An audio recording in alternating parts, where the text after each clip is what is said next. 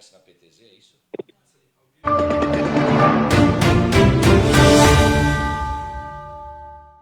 Olá, internautas, bom dia. Estamos em mais uma transmissão ao vivo para conversar novamente sobre essa pandemia de coronavírus que está afetando não só o mundo, né, os outros países, como o Brasil diretamente, Santa Catarina e Pomerode também, né? Decreto, então, do governador do estado, que mais 7 dias ele determinou, então, que as pessoas fiquem em casa, que os comércios fiquem parados, né? Então, tudo fechado, e a gente continua aí trazendo todas as informações para vocês.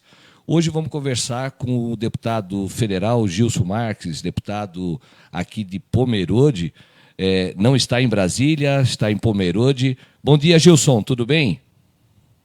Bom dia, Mani, tudo ótimo, prazer estar conversando aí com vocês de novo.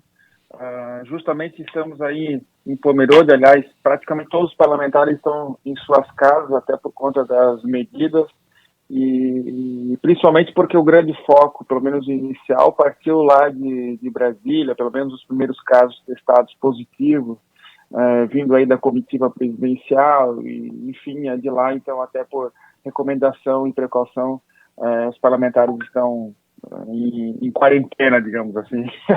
Complicado isso, né, Gilson? Ainda mais que Brasília é também uma cidade do mundo, né? Porque se for analisar, tudo acontece em Brasília, as pessoas do mundo inteiro, várias embaixadas, pessoas do mundo inteiro estão em Brasília, né? Então, é um foco em potencial, é isso? Isso. Esse é o lado ruim. Por outro lado, tem sido positivo no sentido de trabalho. Eu não trabalhei tanto nesse mandato inteiro, nesse um ano, como agora eu estou em casa. Foi desenvolvido um sistema virtual por conta dessa emergência, certo.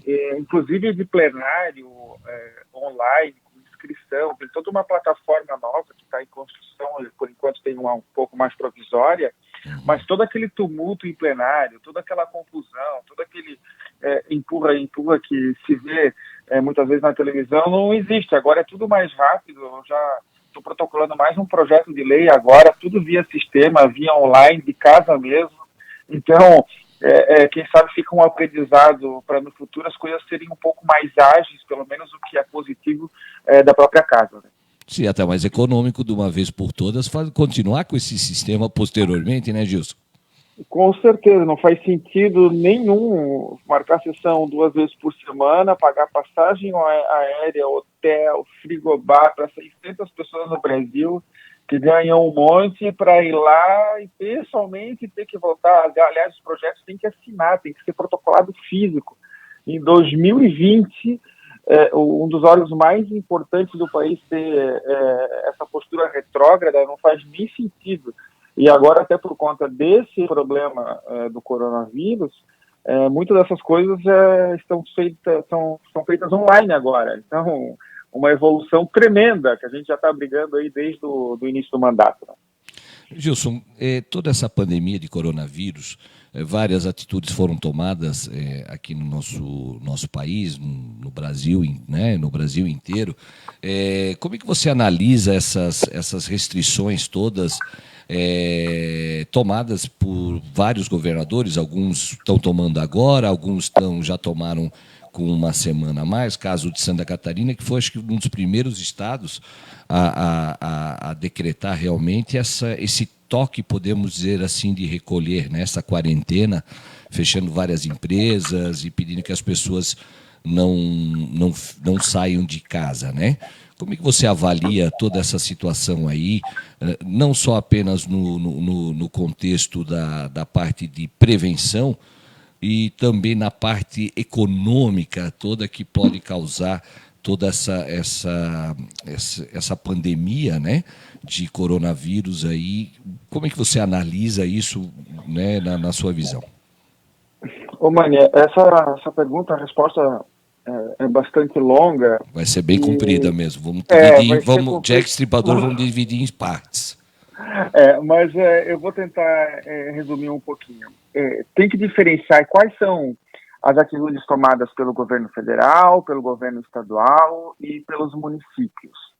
O governo federal, ele não tem uma medida de isolamento.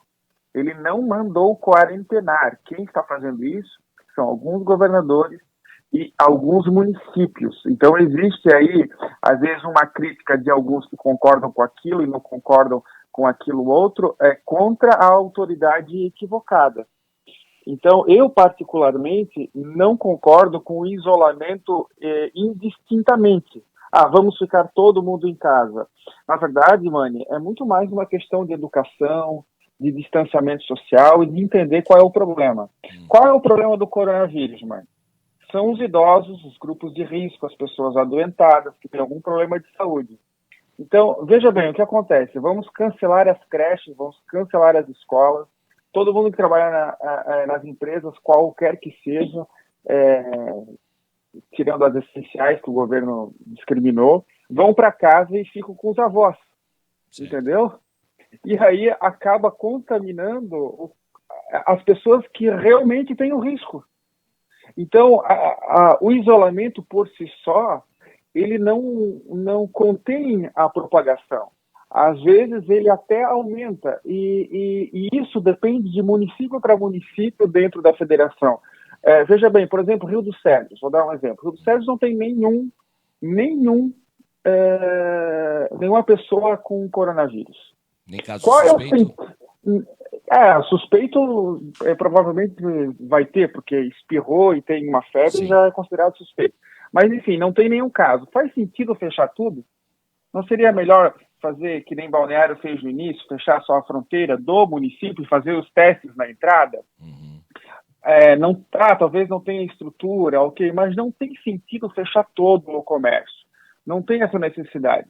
Um outro ponto, vamos comparar com outro município, Rio de Janeiro. Como é que se faz isolamento social na Rocinha, na favela da Rocinha? Onde moram 8, 9 pessoas dentro de um quarto, colado num outro quarto de uma outra casa, que também é colada a outra casa em cima. Procura no Google aí como é que é uma foto da favela da Rocinha. Então, assim, não é uma medida de cima para baixo, vindo de uma autoridade que vai servir para todos os locais. O impacto econômico ele é gigantesco de uma medida drástica e sem ser feita uma análise. Então, morreram no mundo, Mani, 15 mil pessoas. 15 mil pessoas de coronavírus.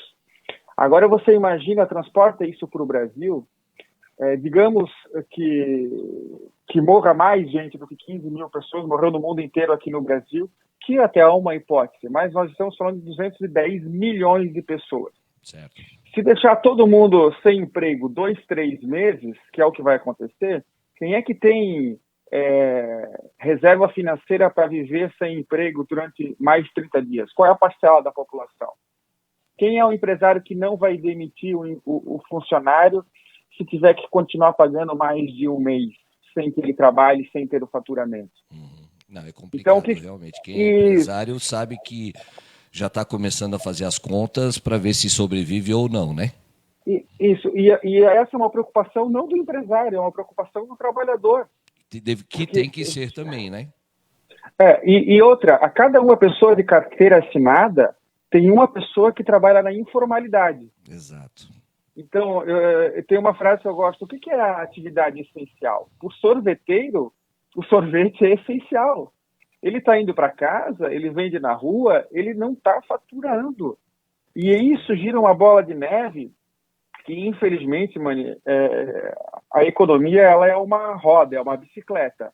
Então, se você para, não tem faturamento, não tem dinheiro para pagar funcionário, não tem compra, não tem recolhimento de imposto. Também se não tem recolhimento de imposto, o governo não tem dinheiro para investir na saúde, que é justamente o que precisa para combater o coronavírus. Então, assim, a minha crítica é que, claro, nós precisamos isolar as pessoas que têm necessidade, nós temos que aparelhar o sistema de saúde, investir em equipamento, comprar respiradores, para se preparar e juntar dinheiro para fazer isso. Infelizmente ou felizmente, tudo precisa do dinheiro.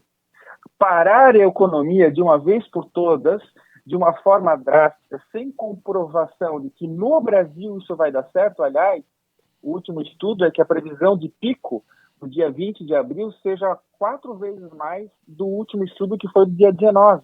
Certo. Então, prova de que o isolamento, que como está se fazendo aqui no país, não funciona. E aí se vive fazendo comparações, por exemplo, com a Itália. Lá eles estão no inverno, a população extremamente idosa. Vão chegar no verão um pouco mais preparados e com o vírus vencido. Aqui nós estamos nos isolando, ficando sem dinheiro, porque a população também não tem essas reservas. E quando acabar esse isolamento, ou estiver acabando, o vírus não vai ter ido embora e nós vamos estar entrando no inverno.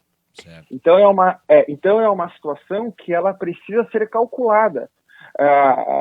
Os estudos aí dos virologistas, dos médicos, eles têm que ser considerados, mas eles estão vendo só um lado da moeda, que é o lado das consequências diretas pela infecção do vírus. O que nós também precisamos analisar, e isso tem que ser feito de muito conjunto, quais são as consequências no Brasil se o Brasil parar.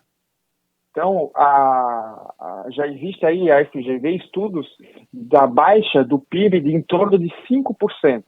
Cada percentual que você abaixa do PIB, uma faixa enorme da população da classe média baixa, da pobreza, da extrema pobreza, vai descendo. Certo. Então, nós vamos empurrar para baixo uma montoeira de pessoas das classes baixas para mais baixa ainda. Uhum. E o problema aí, Mani, que não está sendo considerado, que o Brasil, diferente de outros países, ele não tem uma segurança pública adequada. E o desespero, quando falta dinheiro no bolso, é fazer o quê? É caos. É ir assaltar, é ir matar em busca de dinheiro. O filho está passando fome, está chorando, o cunhado está desempregado, a vizinha também. E aí, meu amigo, não tem quem segure. O Exército não segura. Exemplos enormes aqui no Estado, aliás, no Brasil, de que a polícia, o Exército não dá conta. O governo vai dar ajuda financeira por 2 meses, estão meses. protelando agora. Não adianta. 2, 3 meses, mas a conta vem, vai ter que pagar de qualquer jeito.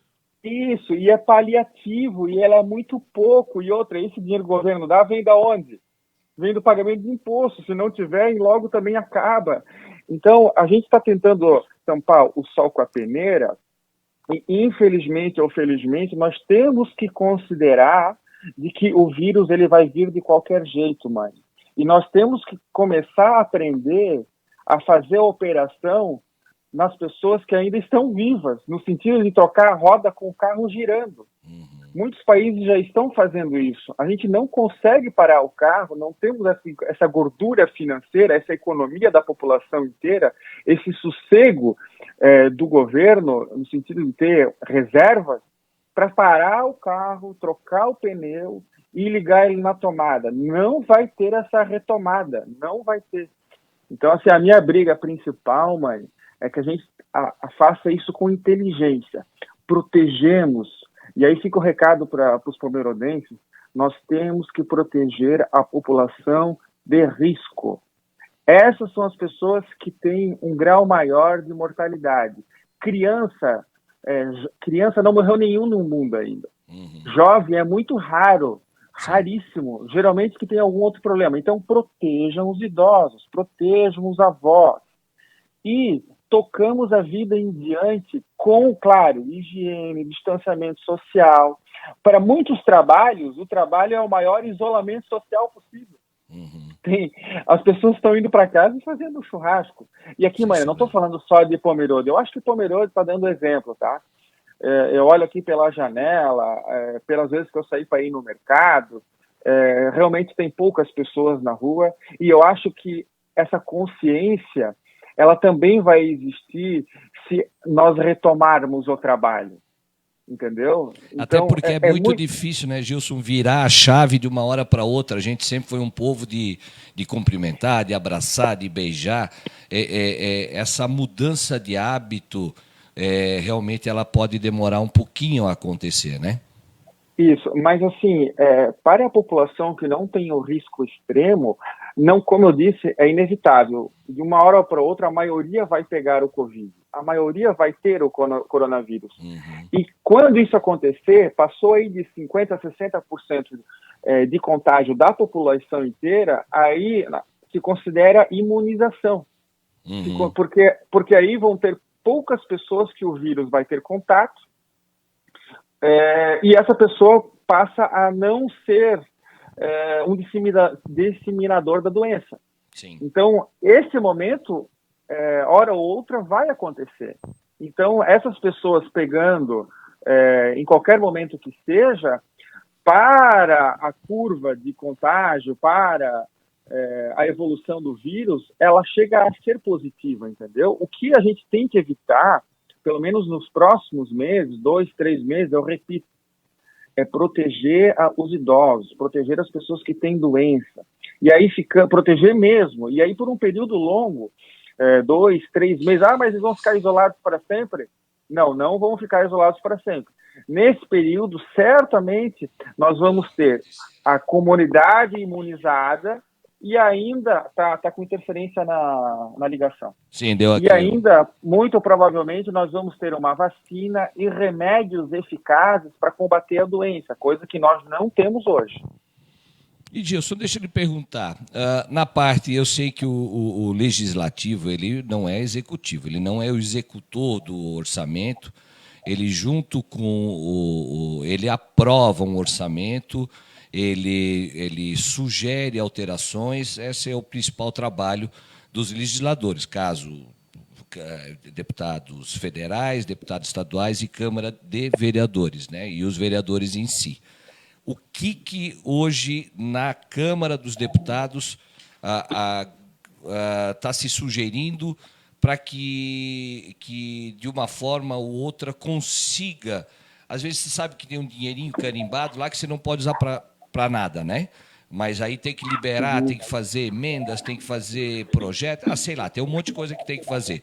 Me explica um pouquinho o que hoje na Câmara dos Deputados é a principal urgência e que possa, talvez, o legislador auxiliar o executivo, dentro, claro, de uma responsabilidade social e fiscal, o que hoje o legislador, o deputado federal, tem o desafio de aprovar, o que pode ser feito para que cumpram também com um pouquinho possam ajudar efetivamente a combate toda essa situação, seja ela de saúde, né, ou de economia. Interessante essa pergunta, porque o que muito se fala é de que os congressistas, os deputados têm que cortar também, porque o empregado não está recebendo, e deputado também teria que renunciar ou cortar uma parte do salário, cortar um pouco das verbas que recebe. E eu acho interessantíssimo, porque nós, do Novo, e eu não precisei do coronavírus para fazer isso. E um pouco mais de um ano de mandato, 1 ano e 1 mês, eu já havia economizado R$1,5 milhão de reais. O fundo partidário e fundo... De que forma tu fez isso, que tu conseguiu economizar 1 milhão? Foi R$1,5 milhão. Na verdade, eu economizei praticamente 80% da cota. Eu não uso carro, eu não uso motorista. Programa de auxílio médico ilimitado, eu não uso. Enfim, auxílio moradia, apartamento funcional. Esses privilégios, regalias, eu renunciei tudo. Aposentadoria parlamentar especial, enfim, não contrato todos os funcionários que eu teria com direito, mano, ia contratar 25, eu tenho 6. 25 funcionários? Mas nem cabe no gabinete. É uma boa pergunta. Eles fazem campanha, a maioria usa para fazer campanha, deixa no Estado fazer campanha. Enfim, então é possível fazer por menos. E tanto que, por conta disso, o projeto que destina o fundo eleitoral e o fundo partidário para combater o coronavírus, agora viralizou. E é muito legal isso, porque nós, por nunca usar, nós já temos 26 milhões na poupança. Certo. Aliás, numa aplicação. Aí vem aquela pergunta. Aguardando só autorização no Congresso para a gente mandar para a saúde. Só que aqui eu fico alertando e até meio que puxando a orelha da população, é que muita gente concorda, acha absurdo de que não tenha dinheiro para fundo eleitoral e fundo partidário, mas vota em parlamentares, em deputados que usam. Então a incoerência está no eleitor, a incoerência está em quem vota, porque agora não adianta dizer que o parlamentar é isso e aquilo, porque ele não está sendo incoerente. Ele usou, nunca disse que não ia usar, ganhou com esse dinheiro e assim por diante. E aí cada... 2 bi, né? O total para um ano é 2 bilhões de reais. Nossa. E aí existe aquela chantagem, né? Tem alguns que dizem o seguinte: não, eu aceito que o dinheiro do fundão vá para o coronavírus, desde que não tenha eleição esse ano, que unifica para 2022. Esse negócio... Como é que pode, no meio de uma pandemia dessas, de todo esse medo que estão vivendo as pessoas realmente estão com medo, Gilson, isso é notório, sim. Né? Sim, então, sim. Não sabe se até a gente que tenta esclarecer o máximo possível, aquilo tudo que você já falou, mas como é que pode querer pensar numa situação dessa, do negócio eleitoral? Isso eu fico completamente abismado que ele já...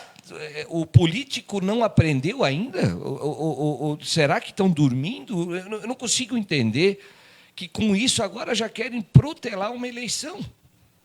É muito ruim isso. Eu até concordaria, não gosto de falar isso porque justamente não é o momento, né?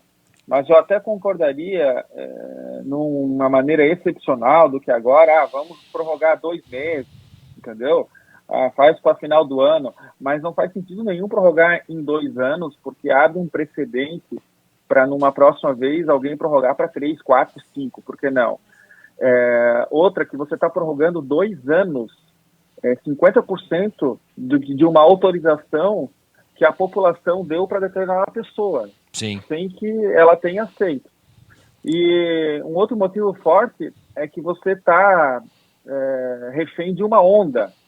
Por exemplo, em 2018 teve uma onda muito forte, a onda do Bolsonaro, 17 de cabo a rabo, em que se no Brasil inteiro fosse eleições municipais, toda esses prefeitos e vereadores, uma quantidade enorme de vereadores e prefeitos do PSL seriam eleitos, o que a gente viu depois que talvez não seja, que não é a melhor solução. Em 2010 e 2014 teve a mesma onda do PT. Então vincular a prefeitura com o governo federal faz com que essa onda tome o Brasil inteiro com uma só ideologia. Isso é ruim, né? Sem contar que a discussão do federal, da eleição presidencial, ela tira foco do que é importante da discussão aqui municipal, entendeu?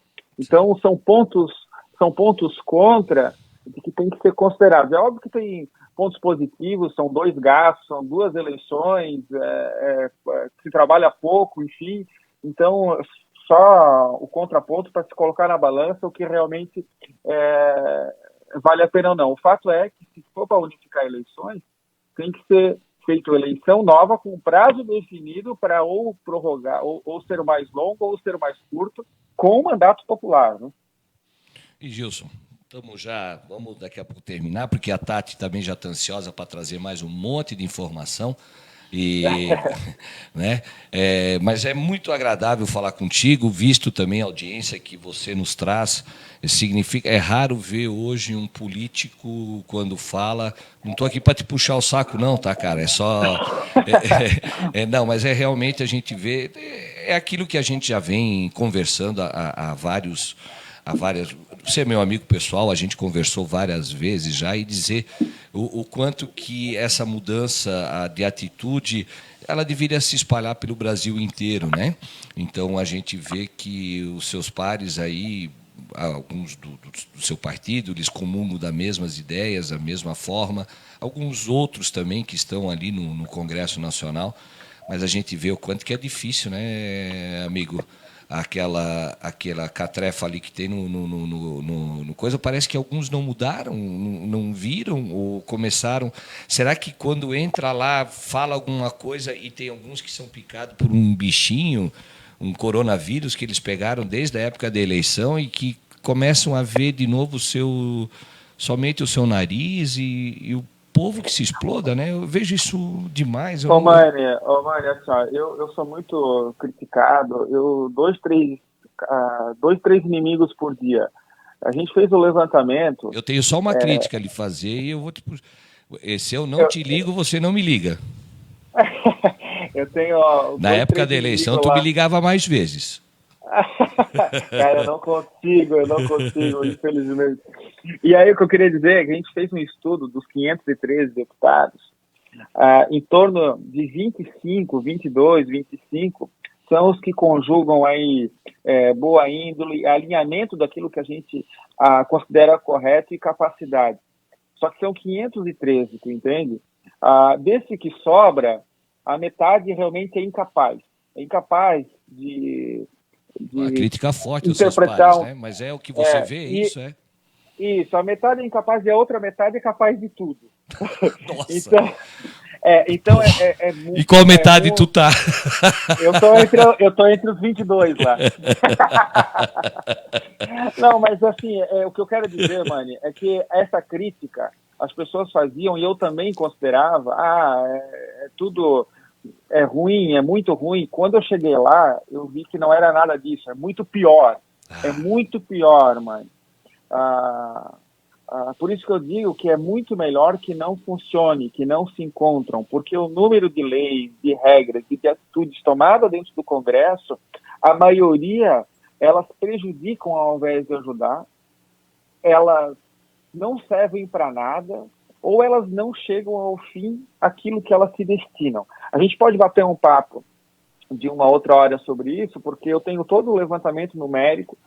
Só em 2019 foram apresentadas mais de 6 mil normas, que custam muito caro, são 10 bilhões de reais por ano para o Congresso funcionar, e pouco ou quase nada disso reverte em benefício para a população. Entendeu? Então, essa a minha teoria, essa a minha briga, justamente para a gente travar ao máximo, ser um goleiro, para que aquelas pessoas parem de gastar, diminuam, economizem e façam menos coisas que acabam prejudicando e só mandando boleto novo para todo mundo. Essa grana do fundo eleitoral, 2 bi, né? Vocês já renunciaram, tem 26, agora vocês precisam de lei para poder passar, né? Vocês têm que ter uma autorização. Não pode fazer o cheque e depositar na conta do Hospital de Pomerode, é isso? Não pode. Inclusive, a gente já teve um projeto de lei. Ano passado, na verdade, foi uma emenda de um projeto que já existia e o Congresso não aprovou. O Congresso não aprovou a possibilidade. Mas está rendendo juros de poupança, né? Enquanto esse dinheiro poderia estar salvando hoje e criando. Quanto custa um leito de UTI hoje para manter por ano? Tu tem ideia? Eu não sei. Não, leito de UTI eu não posso dizer. Mas que custe 1 milhão? Não, é menos, né? Tá menos. Vamos dizer que custe. O levantamento que a gente fez aqui é que um respirador, que é o que mais 60 mil agora, em torno de uns 60 mil reais. Então, veja bem... Quero até parabenizar empresários da cidade, do Geraldinho, que ontem encabeçou essa corrente do bem, e que vários empresários doaram recursos para que pudesse comprar 4 respiradores aqui para a cidade de Pomerode. Tomara que não sejam usados, né, Gilson? Tomara que o quê? Tomara que não sejam usados os respiradores. Né? Compramos, compraram e tudo, mas tomara que não sejam usados. Isso é que nem arma, é melhor ter e não precisar do que precisar e não ter. Seguro da mesma forma, seguro de saúde, pagar Unimed, mas eu não quero usar a Unimed. Tem gente que às vezes quer usar e inventa doença. Mas então, Gilson, eu acho que é legal, assim, obrigado pela tua entrevista, fica o recado, 2 bilhões de reais. Se custasse, bilhões. 2 bilhões, se cada leito custasse 1 milhão, nós teríamos 2 mil leitos de UTI. Isso solucionaria tudo. Fora esses estádios nababescos que fizeram aí para receber uma Copa do Mundo em 30 dias, todo mundo bateu palma, o Brasil nem ganhou, né? Ficou de fora. Na verdade, pior ainda. Na verdade, e ainda preferiram construir um monte desses estádios e a população que se exploda novamente, né? Na verdade, a roubalheira foi geral, né? Fundo de pensão, petrolão, mensalão, nem vamos falar sobre isso, porque não adianta chorar o leite derramado. Tu sente que está mudando? Tu sente que está diminuindo? Sim, a corrupção deu uma baixa enorme. O Ministério de Segurança e de Justiça, o Moro é fantástico, eu trabalho lá com ele direto, assim, é espetacular o cuidado que se tem, e isso se viu aí na baixa de todos os números de criminalidade, inclusive de homicídios, uma queda aí de mais de 20%. Então, é fantástico o trabalho técnico, não só desse ministério, como a maioria dos outros. Então, realmente não tem nem comparação. Por exemplo, o BNDES, vamos falar de recursos que iriam por exterior, que infelizmente isso nem é considerado como roubo, esse 2019 fechou a torneira. Que beleza. Então os recursos ficaram por aqui ou não foram disponibilizados à toa. Então, fica aí o meu elogio à equipe técnica desses ministérios, né? Mas com relação ao dinheiro do coronavírus, existe um movimento muito forte, que deve ser decidido ainda essa semana, de um recurso muito maior do que esse para o combate e diminuição dos efeitos econômicos. Nós estamos falando aí em torno de 180 bilhões de reais. Que bom. 180 bilhões. E o Congresso tem um movimento muito forte, de quem sabe de querer aumentar esse valor. O problema é que o cobertor é curto, né, Mani? Nós vamos sofrer as consequências. Esse dinheiro ele não aparece do nada. Ele está sendo retirado, de algum lugar. Por exemplo, agora eu tenho as emendas para serem decididas para onde enviar os recursos. Uhum. Eu fiz um edital e, por exemplo, disponibilizei uma parte, só para dar um exemplo, para 470. Uhum. Se eu não me engano, eu destinei 7 milhões de reais das minhas emendas, as de bancada, que eu poderia decidir para 470. Então, eu posso agora redestinar para combate ao coronavírus. Vou decidir não destinar. Por quê? Porque se eu destinar, esse dinheiro vai para um fundo nacional, certo, que pode ser que vá ser direcionado lá para o Acre, para o Amazonas e tal. Segundo, a 470, ela também é urgente e também pela péssima condição que ela tem, ela também mata pessoas. Mata muita gente. Exato. Então percebe que a todo momento nós temos que fazer escolhas e não necessariamente quando você toma uma escolha de mandar um dinheiro para um determinado lugar, isso é a decisão certa. A todo tempo nós temos que fazer estudos de impacto.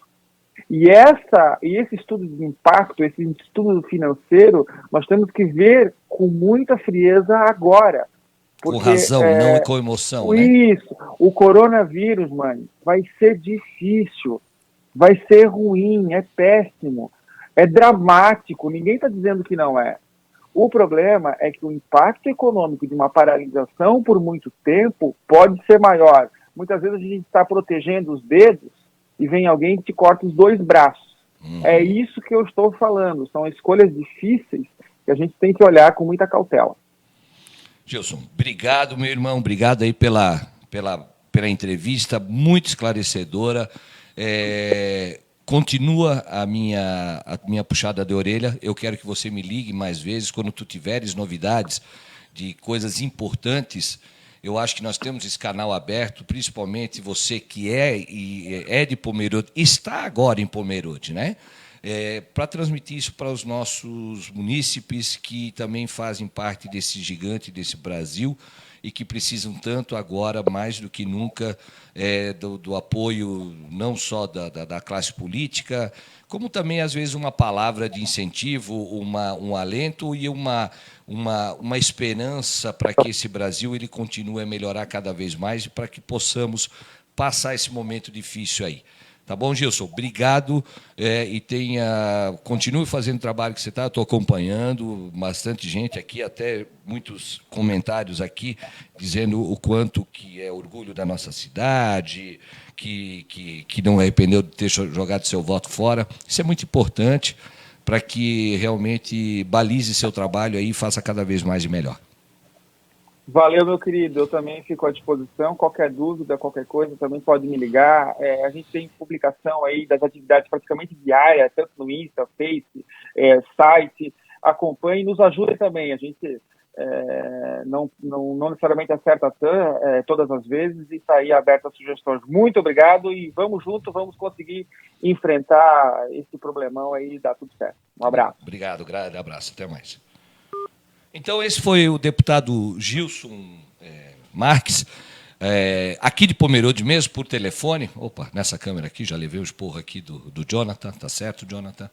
Esse foi o deputado, então, Gilson Marques, que quase chamei de Gilson Lima, que nós temos eu tenho um amigo funcionário meu aqui, que chama Gilson Lima, mas Gilson Marques, aí, que esclareceu bastante coisa, a preocupação, que agora, como eu falei, né, a emoção... e daqui a pouco vem a razão, né? Vem as coisas. Então, essa preocupação, vamos começar. A gente vai, ao longo desse tempo, mais 7 dias agora de toque praticamente de recolher, determinado pelo governador Moisés. Então, até mais essa semana, a gente ainda vai continuar trazendo através do Facebook, através dessas lives e dos nossos canais, tipo WhatsApp, Instagram, quem quiser pode conectar ali, ou entra nos nossos grupos de WhatsApp lá para vocês receberem notícia o tempo todo, tudo que está acontecendo aí a gente vai tentar trazer aí, principalmente as notícias que envolvem nossa cidade diretamente. Por enquanto, um caso confirmado, já está curado praticamente, a esposa dele não foi descartada e estamos faltando, então, a confirmação ou descarte de mais um caso.